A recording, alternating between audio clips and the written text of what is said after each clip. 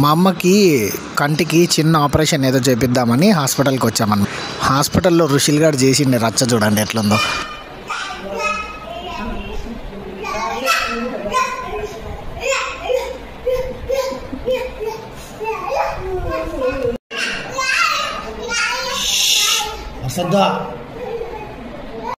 పాపం అక్కడంతా patients wait చేస్తున్నారనమాట. వాళ్ళు ఏదో వాళ్ళ కష్టాల కొద్దీ వాళ్ళు వస్తే వీడు వాళ్ళకి ఇంకా చిరాకు తెప్పించేలాగున్నాడు.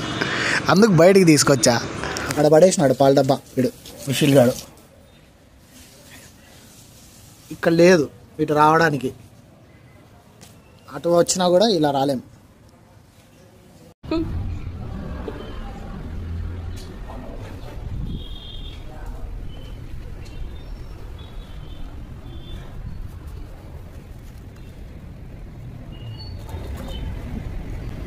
అట్లా లేదా?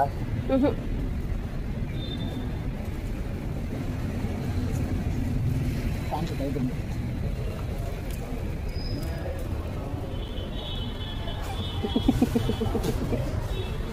టైట్ ఉంది, ఎక్కలేకపోతున్నా. ఋషి డాడీగా పుట్టినందుకు ఇలాంటివి తప్పవు. చూసావరా ఎంత కష్టమైందో.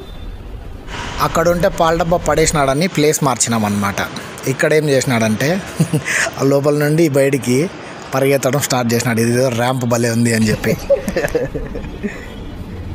పైన మా అమ్మకి ట్రీట్మెంట్ చేస్తుంటే వీడికి ఇక్కడ కాపలా ఉండాల్సి వస్తుంది. అంటే డాక్టరు నర్సు వాళ్ళు బయట వెయిట్ చేయమన్నారు. అందుకే మొత్తం బయటకు వచ్చేసి వెయిట్ చేస్తున్నాం.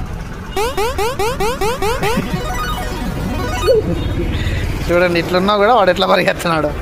ఎక్కువ స్పేస్ ఉంటే కిక్కు లేదని గేట్ ఓపెన్ చేసుకొని ఆ మిగిలిన దాంట్లో వస్తున్నాడు. దీన్నే ఎక్స్ట్రాలు అంటారు. వీడికి మేమిద్దరం కాపలా నిలబడినాం. ఇక్కడ రోడ్డు ఉంది, రోడ్లోకి పోతాడని ఈడ కాపలా నిలబడాల్సి వచ్చింది ఇప్పకి.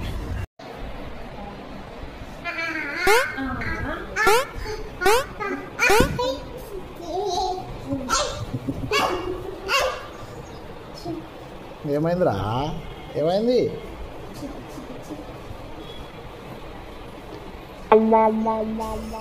నేను వీడియో తీస్తానని వాడు కూడా సెల్ అట్లా పెడతాడు. తీ వీడియోది.